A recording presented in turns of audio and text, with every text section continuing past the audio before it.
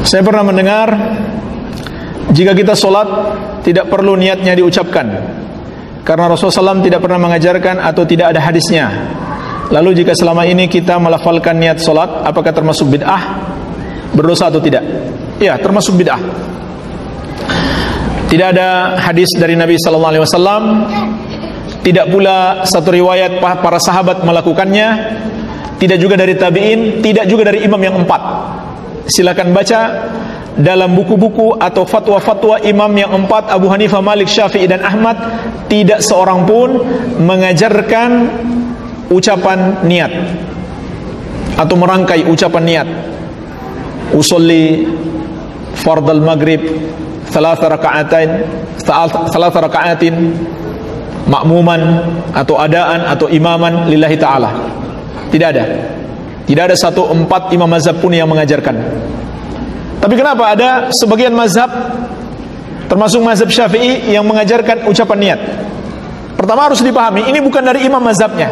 Jadi jangan dikira itu ajaran Imam Syafi'i, tidak. Bukan berarti setiap dikatakan itu mazhab Syafi'i berarti itu ajaran Imam Syafi'i. Tidak mesti seperti itu. Nah, Imam Nawawi rahimahullah mengatakan, yang pertama dalam mazhab Syafi'i mengajarkan lafaz niat karena salah paham terhadap ucapan Imam Syafi'i.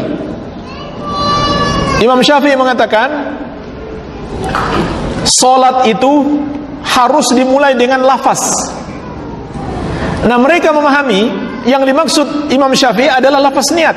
Padahal kata Imam Nawawi rahimahullah, yang dimaksud Asy-Syafi'i adalah lafaz takbir. Seperti sabda Nabi sallallahu alaihi wasallam, "Idza kunta ila sholati fa asbighil wudu'a, tsumma istaqbilil qiblata fakabbir." Kalau kamu hendak salat, sempurnakan wudu, kemudian berdiri menghadap kiblat, lalu bertakbirlah. Itulah pesan Nabi SAW. Lafaz pertama yang kita ucapkan adalah takbiratul ihram, dan itu maksud Imam Syafi'i rahimahullah. Itu akarnya. Mengapa ada di mazhab Syafi'i yang mensunahkan melafazkan niat? Iya, salah paham terhadap ucapan Imam Syafi'i. Enggak ada dalilnya sama sekali. Bahkan kata para ulama, ini juga sebenarnya bertentangan dengan akal sehat. Karena orang akan mengatakan akal kita enggak beres apabila setiap ucapan kita atau setiap perbuatan kita ucapkan terlebih dahulu sebelum kita lakukan. Kita mau makan, kita katakan saya niat makan. Mau keluar rumah, saya niat keluar rumah.